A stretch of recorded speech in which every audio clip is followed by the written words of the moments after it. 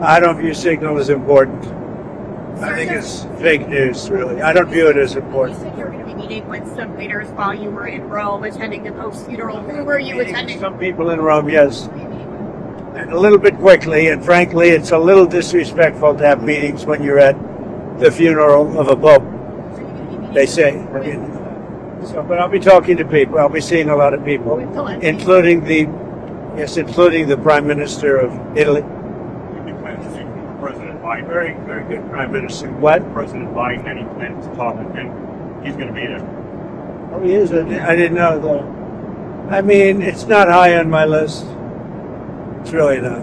So can I ask you about this judge in Wisconsin who was arrested because of immigration issues? What's going on with the case there? That's a terrible thing. The judge was arrested because he was housing a trendy Iroquois, right? Is that the one you're talking about? It's pretty surprising. It's terrible. Mr. President, you said that you've spoken to President Xi multiple times. Is that since taking office, sir? I don't want to discuss that, but I'm speaking to a lot of people from China, but I'm speaking to people from all over the world on the tariffs, and we're making very good deals. Very good deals. It's going to make our country rich. We're not going to be ripped off like we have been for the last literally 50 years. Mr. President, there was a car bomb in Moscow this morning that killed a Russian general. Do you have any reaction to that and the impact? What? No, I just heard you just tell me that for the first time. Where did this take place? It took place in Moscow. It was a Russian general. That's close to home, right? That's a big one. Yeah, I'll look at it. If I hear anything, I'll let you know. When you see these leaders in Rome, it's more like mix and mingle at the funeral, right? Or you're having individual one-on-ones. It's a little tough because we don't have much time, and we're arriving at about 11:30, and we have some people meeting us already. And then I'm taking pictures with the military tonight when we get to the house at 12 o'clock, the embassy. And so we don't have really much time. And then, as you know, tomorrow morning we're sort of leaving early.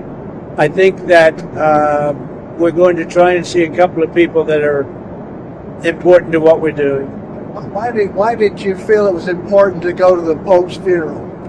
I just thought it was out of respect. You know, I won the Catholic vote, and I think it's the first time that ever happened where a Republican won the vote, and I won it by a lot.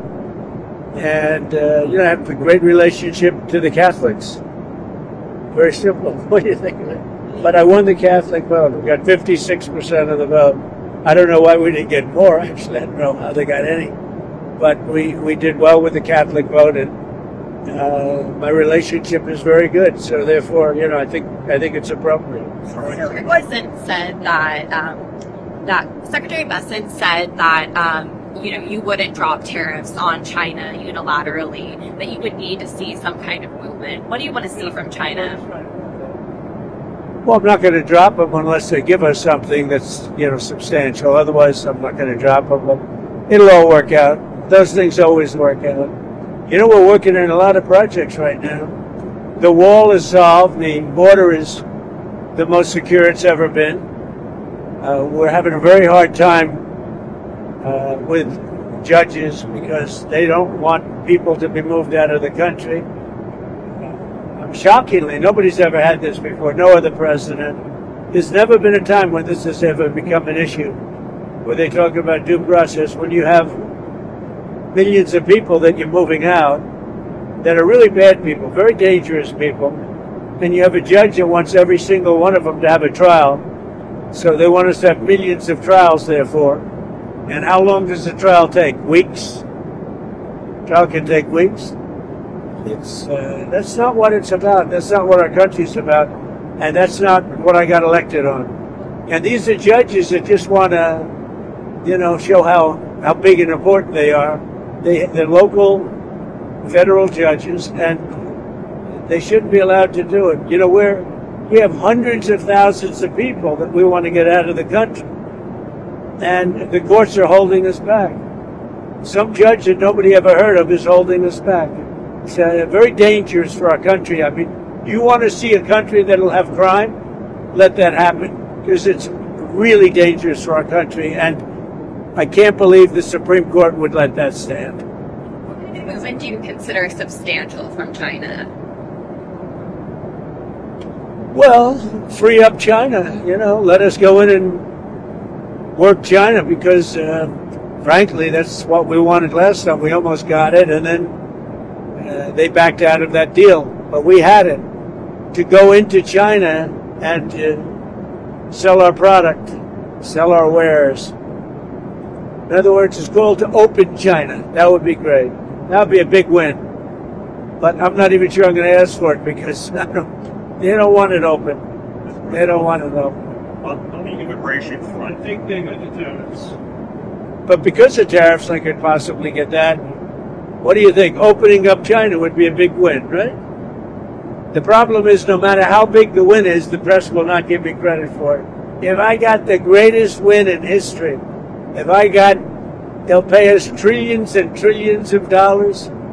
They'll give us anything we want. The press will say, Trump, he just had a terrible defeat. He suffered a terrible defeat. But the people know. No, I think we're going to have a lot of big wins. I don't know if it's going to be covered that way by the fake news, but the wins are going to be very substantial. We were losing with Biden, $5 billion a day. Think of that, $5 billion a day. I've got that number way down, and soon it's going to be very, very positive. We'll be making $5 billion a day, but we have a little ways to go yet. Can I ask you about the Texas Senate primary? The Texas Senate primary with John Cornyn and Ken Paxton. Are you going to get involved? Have you talked to the candidates? Well, they're both friends of mine. I like them both. In a way, I wish they weren't running against each other. But I like Paxton. I like Cornyn. They're both good people. So I'll make a decision somewhere along the line. But you have two very good men. Same questions on your immigration agenda. Yesterday, a judge in San Francisco put a nationwide injunction on you guys taking money away from sanctuary cities. Your reaction to that, then I have a question about the market. It's unbelievable when you hear a judge in San Francisco or a judge in San Diego does nationwide injunctions having to do with the whole country, sitting behind a bench, a local bench, even though in many cases, they're a federal judge, but a judge can close down. We should close down sanctuary cities. We shouldn't have sanctuary cities. And we'll see how that turns out. But sanctuary cities are sanctuary for criminals. That's what they are. They're sanctuary for criminals. They protect criminals. And we should close them down. If we want a safe country, you have to get rid of sanctuary cities. India and Pakistan, there are tensions after the attack in Kashmir. You got any message for them? Are you going to be talking to them? I'm very close to India and I'm very close to Pakistan, as you know. And they've had that fight for 1,000 years in Kashmir. Kashmir's been going on for 1,000 years, probably longer than that. And it was a bad one yesterday, though. That was a bad one. Over 30 people. Are you concerned that there's now tensions on the border between them? Are you concerned about, how concerned are you about that? Well, there have been tensions on that border for 1,500 years. So, the same as it's been. But they'll get it figured out one way or the other. I'm sure that it's. I know both leaders. There's great tension between Pakistan and India, but there always has been. So you've done the 190-day clause on some of the tariffs.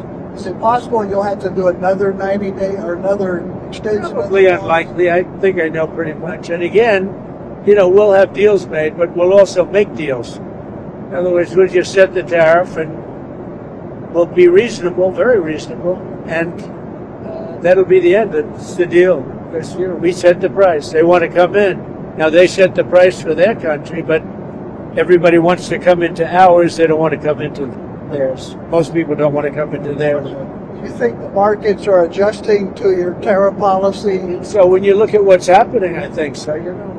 I said there'd be a transition. People haven't understood it. Now they're starting to understand it. Look, think of it this way. We've lost billions of dollars a day for years on trade. Billions. Not going to happen. We're going to make millions of dollars a day. Because that's not sustainable.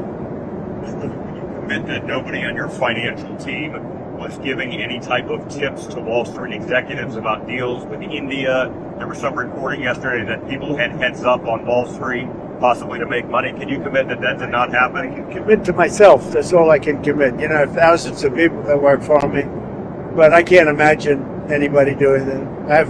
I have very honorable people that I can say, so I can't even imagine it. But no, I haven't even heard that actually. So there have been some concerns about access to food, medicine coming into Gaza. When you spoke to Prime Minister Netanyahu the other day, did that come up at all about access and humanitarian aid going into No, but Gaza came up, and I said, you know, gotta be good to Gaza. Those people are suffering. We got to be good to Gaza. We're going to take care of that. There's a very big need for medicine, food and medicine, and we're taking care of it. in terms of like opening up more access points or Very hard.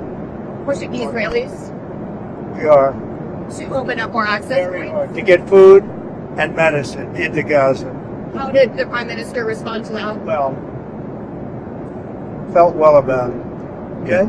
You've got these Iran technical talks tomorrow in Oman. What do you think any kind The of Iran situation's coming out very well. We've had a lot of talks with them, and I think we're going to have a deal. I'd much rather have a deal than the other alternative. And it'd be good for humanity. Will it start with an interim deal of some sort, or how is it I going to think it's work? going to be pretty much, we're not looking to do lots of long-term. It's a very simple deal. One thing, they just can't have a nuclear weapon. I'm saving them a lot of money just in that. Having a nuclear weapon is really expensive, but it's also very dangerous, and they can't have a nuclear weapon. And just that, I'm saving them billions and billions of dollars, because that's what it would cost. Now, with that being said, the Iran deal is coming along very well. We're dealing at the highest levels of Iran, and I think they want to make a deal, and we want to make a deal. There are some people that want to make a different kind of a deal, a much nastier deal. And I don't want that to happen to Iran, if we can avoid it. Thank you very much, everybody. Thank you. What's on tap for Melania's birthday? Oh, she's going to have a great birthday. she's got a working birthday. She's up front. I should send her back. You want to have somebody answer a question? I'll send her back into the lion's pit. Susie, let's send Melania back to the lion's pit. Are you taking her to dinner, Mr. President? By the way, they would love that one. She'll be so innocent. We see your office up there sometimes. Again. Yeah, you can come up. We'll let them come up a little bit later, okay? Are you taking Melania to Maybe dinner? going back. Are you taking Mrs. Trump to dinner, or have you had time to get her a present? You've been very busy. I'll take her for dinner on the Boeing. I'll take her for dinner on Air Force One. I haven't had much time to buy presents now. We've been pretty busy. But it's working out. Things are working out very well. And people are starting to understand how good tariffs are for us. And, tariffs have been used against us for 50 years. Now, I never understood it as a private person, why we allowed that to happen. It goes back a long time, but I never understood it. Why did we allow that to happen? Where we couldn't go into China, but they could come here. We couldn't go into Europe, but they could come here. Every place. We couldn't go into India, they could come here. I never understood why they allowed that. And I don't blame the countries, I blame the presidents for allowing it to happen. But you have a different kind of a president now, so thank you very much. I'll see you.